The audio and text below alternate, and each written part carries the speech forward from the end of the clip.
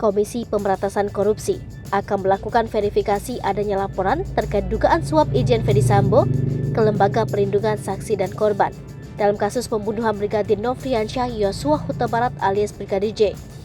Sebagaimana diketahui, sebelumnya LPSK dikabarkan sempat disodori 2 amplop coklat setebal 1 cm saat staf LPSK melakukan pemeriksaan terhadap Irjen Ferdy Sambo dan Baradae di kantor Propam Polri. Sebagaimana diketahui, sebelumnya LPSK dikabarkan sempat disodori 2 amplop coklat setebal 1 cm saat staf LPSK melakukan pemeriksaan terhadap Irjen Ferdy Sambo dan Baradae di kantor Propam Polri. PLT Juru Bicara KPK Ali Fikri mengatakan, verifikasi ini dilakukan untuk menghasilkan rekomendasi apakah laporan pengaduan masyarakat tersebut layak ditindaklanjuti atau tidak.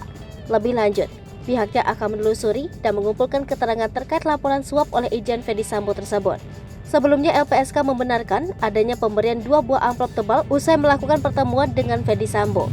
Pernyataan itu awalnya diungkap oleh Menko Polhukam Mahfud MD setelah menerima laporan dari LPSK.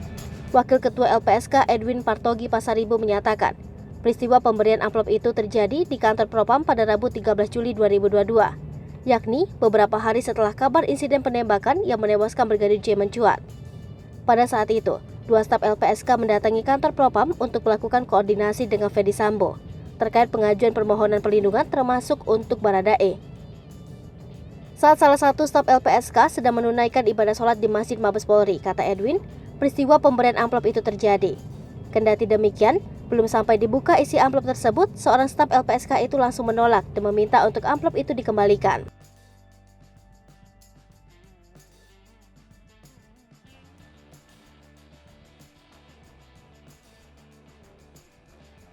Hai pemirsa Sri Popo TV, jangan lupa komen, like, dan subscribe, serta tonton